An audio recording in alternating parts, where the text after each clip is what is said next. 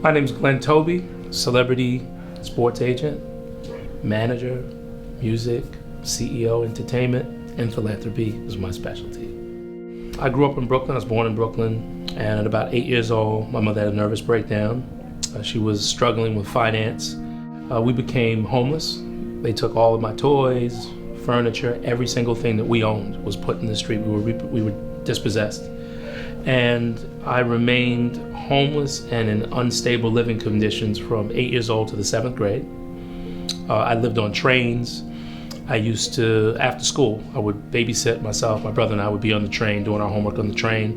Then we would go to Grand Central Station, do our homework there. My mother would be looking for jobs. So we would sleep in Grand Central Station. Sometimes we'd sleep in churches, we'd sleep in synagogues, wherever we could find a place. Group homes, bouncing around foster homes. Sometimes when my mother was sick, because she was in and out of institutions, mental institutions, but I still had a family.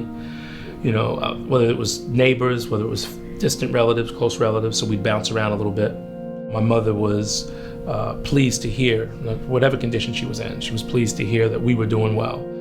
And my mother would ask us to be polite and to listen and to be smart and to express that we were more than just homeless people. Like, we were not really homeless. My mother would say we're just without a home, and that it would come. I didn't have my own bed again until the 7th grade. I didn't have my own home until about the 7th grade. And I was really competitive in the 7th grade. Like, reading was really my key. So I would join these reading contests, and that was the only way I could thrive, compete. So I would come in as this homeless kid, the misfit, and I would outperform people and compete with education by winning these reading contests.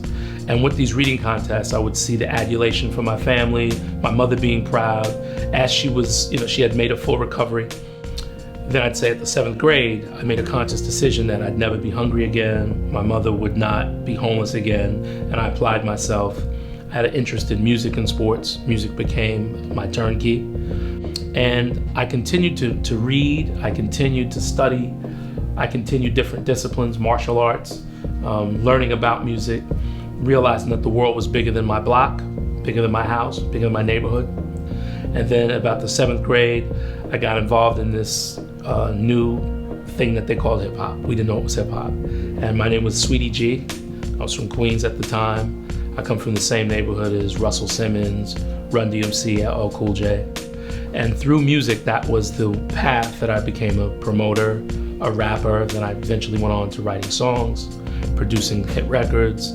I had the honor of managing LL Cool J with Charles Fisher and Brian Latour. I also helped found and create a group called Crooked Letters, which is where David Banner came from. I helped Saigon, the rapper, get his deal with Atlantic Records for $1 million. And I've been in the entertainment space for a while. Now my core business is consulting, business development, and I just did a deal with Cobalt Music, and I still do my real estate, I still do a lot of investing. I think part of my formula and part of the ingredients to what I would say is a successful life has been discipline, honor, respect, integrity, and work ethic.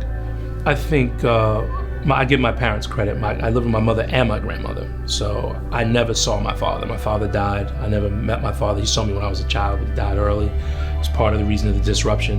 And I think it was always, I was very competitive.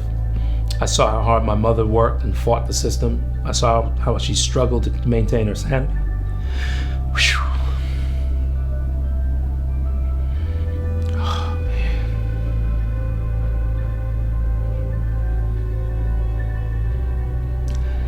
And I saw that if she could do it, I could. And I just kept doing it. So I noticed the more I pleased my mother, the more I pleased my teachers, the more I became an active part of the fabric of what I call the blanket of society, being one thread or being one complete piece of cloth, that's what makes the blanket. I decided that I wanted to live in the whole world. So I put my whole life into the whole world and got this whole return. And it's a wholesome return. I want to speak to those of you that just came home or those of you that are searching and trying to get home. I am you. You are me. I think the most important thing is to visualize every single thing that you're not, every single thing you think you couldn't be, and see what the distance is between where you are and where you need to be. Is it education? Is it you controlling your temper? Is it you forgiving? Is it you ignoring something? You have to block out the whispers. You have to block out the little white noise that you hear in your head, and you have to focus on one sound. You got to find a sense of peace. If you were to pretend that everybody that's ever done you wrong and that your situation was preset before you got there, there'd be nobody to blame. If you were to pretend that the world depended on you making a difference and you surviving, that there'll be a million people or one person that'll follow you, then it's worth finding that silence and hearing that inner voice. The voice that told you to do what you did, that got you in that prison. The voice that you didn't hear that got you in prison for something that you didn't do. You gotta find the voice. Once you find the voice, listen to it for a minute and hear no other voice except that voice and God's voice, or that book. I don't know if you're religious, whatever your religion is, whatever your cause is. The fact that you are out of this prison is evidence that nothing can hold you but you. Because there's some steps that you've taken in your life that obviously got you outside these gates. Even if it's just standing still. Maybe you went in a different direction. Maybe you're so loved or so thought of, or there's such a miracle that you haven't had to make any steps. It's happening for you. Don't block your blessings. Just be you. I'd say the three most important things that have happened in my life have been focus, killing those extra voices. I'd say 2, discipline. Many of you are disciplined physically.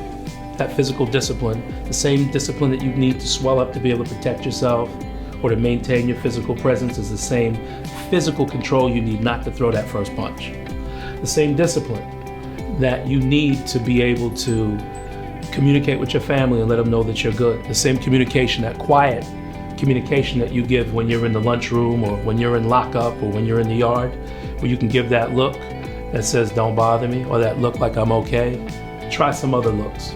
Mix it up a little bit. Those are the key things, that communication, that self-control. And I'd say one thing, output is the most important thing. Put in as much output as you can. When you're in gym, if you were doing 20 sets, 20 reps, do 40 reps. If you read 1 book, read 2 books. It is all about output. It is all about hard work. It is all about discipline. We can control our own universe. We are the masters of our universe. And when you connect with your loudest voice, with your softest whisper, you will be delivered.